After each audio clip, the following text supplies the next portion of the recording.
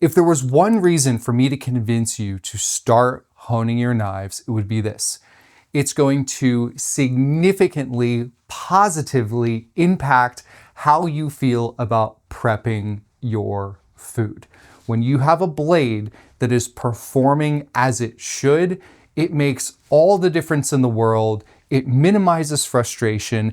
It maximizes safety. Yes, sharper is safer. And it just makes things more enjoyable when you're in your kitchen, you go to cut through a tomato and you're not fighting it. It's that simple. So if you are not honing your knives, or you don't even have any type of honing rod or strop or anything, then this video is specifically for you. If you are honing your knives, good job. Just so you know, you're welcome to hang out, but my goal of this video is to encourage people to just start honing their knives, not burying them in all of the nuance of the various things that we could dig deep into. That is not the purpose of this video. My goal is to get those who aren't honing their knives to start honing them. Let's dive in. I'm going to explain to you why you need to be honing your knives or knife. And when I say need, I specifically mean that. You need to be doing this. I'm going to then break down the 4 categories of honing materials that you could use, and then I'm going to show you how to use a honing rod and a strop, whichever you prefer to get. So let's go back to why do you need to hone your knife? Let's say that this is the edge of your knife and it is super sharp. Okay. At this point, it's going to effortlessly glide through product. It doesn't matter if it's a soft German steel or a hard Japanese steel, if you're at a 10-degree sharpened angle or a 20. It's sharp, it's going to work. As you are using your knife, what is happening is the very, very, very tippy top of the sharpened edge will start to fold one way or another. And I'm talking just microscopic little folds, and then you get fractures. And if you could look at it underneath of a a microscope, it would almost look like something out of a Dr. Seuss cartoon, or looking at the Swiss Alps or the Rockies. You get these jagged type of edges as the blade kind of breaks, and then little bits of it will fold one direction or another. A honing rod or a strop is going to realign that edge. So that fold that's going this way is going to come back this way. The one that's going this way is going to come back this way.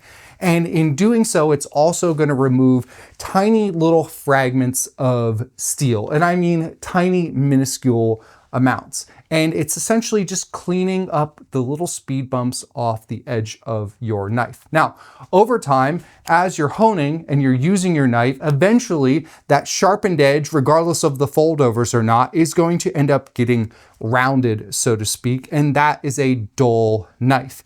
There is no amount of honing, even with some of these rods, which I'll explain, that may have the ability to grind away at a little bit extra of steel compared to some and actually reshape this into maybe that, but it's never going to bring back that original sharpened edge. So if you need to sharpen your knives, you need to get them professionally sharpened, or you need to get the $30 Amazon whetstone or $150 to $300+ sharpening stone kit with bridge and everything you need. And I'm telling you, it's a great hobby to learn, but I don't want to pressure you over there. Let's just focus on honing. The point of this explanation of going from here to this, to that, to honing, to bringing it back to here, is that once you get down to here and you have a dull knife, honing's not going to do anything. You need to get your knife sharpened. So if you have a knife that's out of the box for more than a couple of weeks, honing rod's probably not going to do the trick. Maybe a couple of weeks, but if you're using it a lot, you got to get your knife sharpened. And then what you're going to do is hone. After every use or every other use, you're going to give your knife a quick couple boop, boop, boop, boop, boop on a honing rod or a strop, and it's going to maintain that sharpened edge for much longer, but it's not going to sharpen it. So that is why you have to hone your knife to maintain the sharpened edge for a very long time. Now, what are the 4 different categories of honing materials? The very first one would be a steel, a honing steel, a honing rod. These are all made from steel. I got this in culinary school. This was my first chef's knife. I have a 10-inch knife with roughly a 9.5-inch honing rod. This, honestly, nothing fancy. It was in my culinary school kit. Right now on Amazon, this is a Mercer. You can probably get this for 40 or 50 bucks in that ballpark. I would love for you to give Cutlery and More your business and get your first honing rod with us. The ones we have, they're going to be, I think, $80, $60, $80 plus in that ballpark. Can you get them cheaper on Amazon? Absolutely. If it's a steel and it's cheap, but it does the trick, then who cares? I want you to be honing your knife. This is a Kramer. This is, I think, well over $100. The real big difference between this one and the others I have here is it's much longer. The longer, I think, the better and the safer, because as you're honing, you're further away from your little phalanges, so it can be safer. This is also a little bit smoother, so it's a little bit easier on the knife. I'm not going to get into grits and all of that different stuff. I just want you to understand that steel is most likely going to be the cheapest. It's going to be the most abundant to come by. And if you're like my mom that likes to go to antique shops and find stag handle steels and send them to me randomly, guess what? This is going to be better than nothing. Ideally, in a perfect world, a steel is going to be better for softer steel knives, like a German style knife, like a Zwilling or a Wüsthof. Not so much Japanese blades that are made properly, like real Japanese blades with the proper geometry and steel and heat treatment, all of that.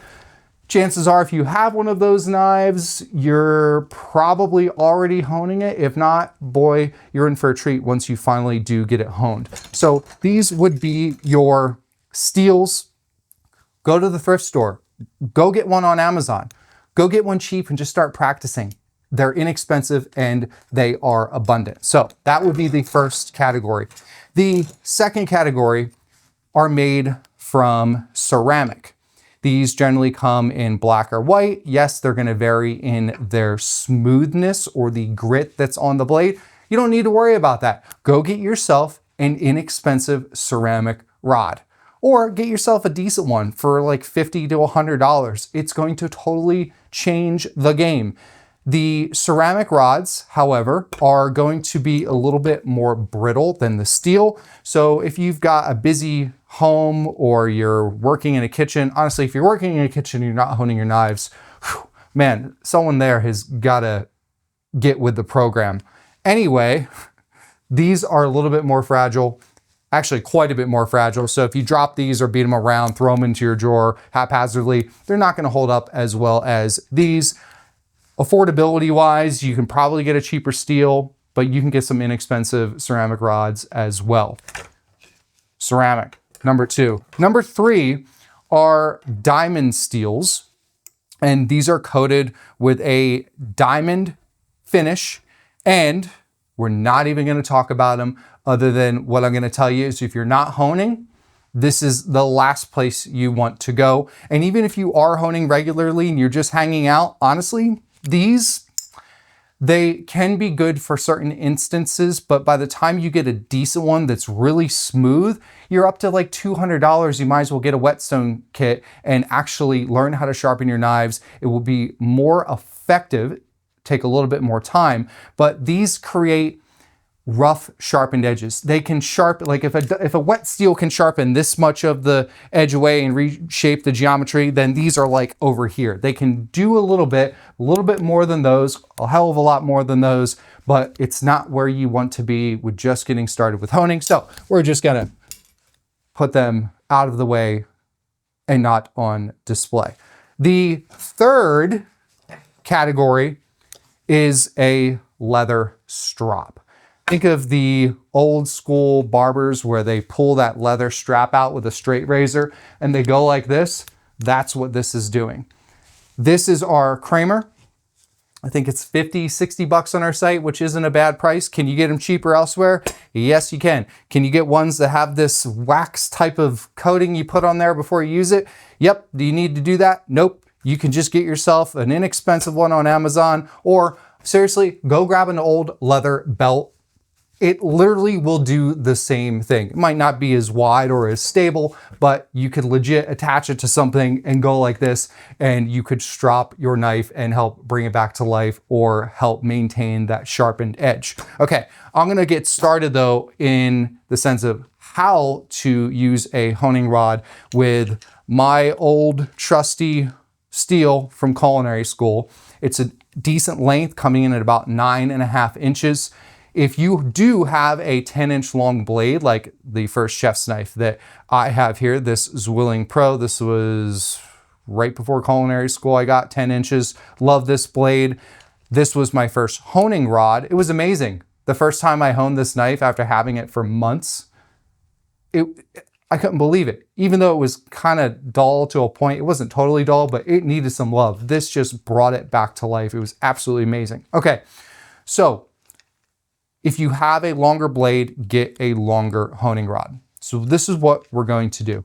There are a bunch of videos out there on different techniques, from putting it down like this and coming this way. I don't like that because I see people do this and then they go into their table or something. It's like, well, you're honing this and now you're just ramming it into your table. Or my least favorite, like you see on these cooking shows, where they go like this with both hands with the blade out in a kitchen. In a commercial kitchen where people are walking around. You're going like this, you got kids, a dog, I don't know, a flying bird around your house, whatever it may be. No, you want your blade to be in the most amount of control. And I have found that where you're gonna have the most amount of control and you're gonna be paying the most amount of attention is if the knife edge is coming towards you.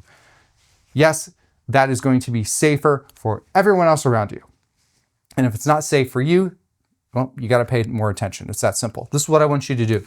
I want you to hold the rod out parallel to your counter or to the floor. And you're going to take the very base of the knife right at the heel and put it to the tip of the honing rod. And then without moving this hand at all you're gonna do is roughly at a 10 to 15 degree angle, which would be, like this, 10 to 20 degrees. Google what 10 to 20 degrees looks like and visualize that little pie slice and go from there. So you're gonna hold it on here and notice how I'm pinching the very base of the blade, because that's just by habit from the pinch grip. Also, you get more stability on the blade there. And all you're gonna do is this, is come down from base and tip to base. And you're gonna do one side and you're gonna do the other. You're gonna put just a little bit of pressure. Like, this is no pressure at all. A little bit of pressure. The trick is maintaining pressure throughout. You don't wanna be cramming this in here. You're not sharpening the knife. All you're doing is taking that little micro fragment of folded over steel and you're straightening it back out. Base and tip, tip and base. So this is a longer knife than the steel itself. So as I'm coming down here, I'm pulling back a little bit. You don't have to go all the way like this. I'm just gonna pull my arm, my elbow out and back. And there you have it. This is a 8-inch blade. I don't even have to move my elbow at all. I can just simply go. That feels very awkward, but I can do it. This is I believe a 12-inch steel. A little bit of a different sound. Not sure if you can hear it, just because this is a bit smoother. And if you are honing your knife regularly, after every prep session or every other prep session, your hardly ever going to have to sharpen your knives, maybe once or twice a year, to be totally honest with you. For most people prepping at home, once or twice a year. If you're in a commercial kitchen, it's a whole different ballgame. Or if you're using your knife on a really hard board, hard oak or plastic or teak or bamboo or something like that, yeah, you're probably going to have to do it more often. But if you've got a medium soft to soft wood board or a rubber board, which, gosh, if you're using a rubber board and you're not honing your knives and you're watching this video, you have completely misprioritized knives and I'll stop there. Anyway, you got to do this regularly, and it's going to prevent you from having to sharpen your knives all the time.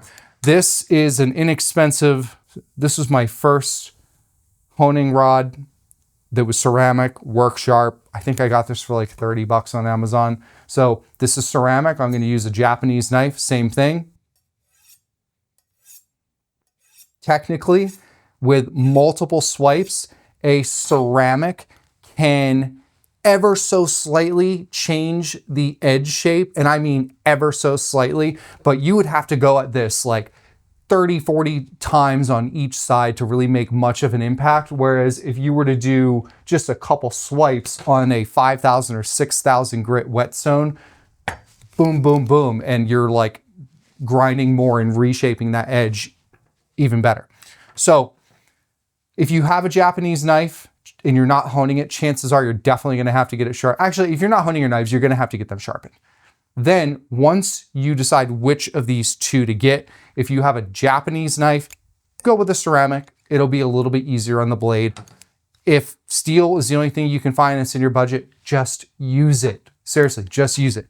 And the final honing device is called a strop. Leather, some have felt, just go with the leather. You'll be good to go. You don't even need to get double side or anything. Just get yourself a basic leather strop. This is a very fine polished piece of leather on top here. And with this, I like to put mine at a little bit of an angle.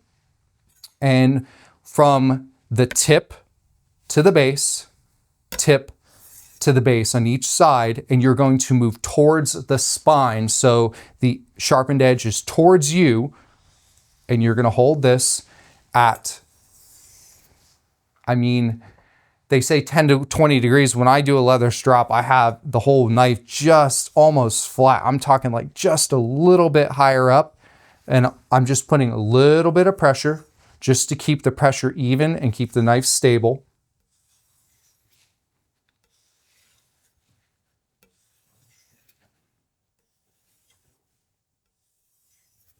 And that's it. Beautiful. Love it. The strop is my preferred honing device. I said it. I used steel forever. Then I got ceramic. I've dabbled in the diamonds down there on the floor. Nothing beats a strop. Just my opinion. It's also the one you hear the least about in the world of honing. What I can say though is nothing beats learning how to use a whetstone set, sharpening your own knives, and finishing them off with a strop. And then whenever you need to, you pull these out, boom, boom, boom. Sometimes all you need is like 2 minutes and these things will just magically change their everything. And then on the strop, you're good to go. So I think this is 50 or 60 bucks. You can spend 50 or 60 bucks on a steel or ceramic. You could spend $200 on all of these, but you don't have to. We would love to have your business and get this stuff from cutleryandmore.com. But guess what? I don't care if you do. What I do care about is you honing your knives and having a more enjoyable experience while you're prepping food. I'm Chef Brandon with Cutlery and More. Thanks so much for tuning in. Go get yourself a honing rod, a steel, ceramic, a leather strop. I don't care. It's going to make life a lot easier in the kitchen. Thanks for tuning in.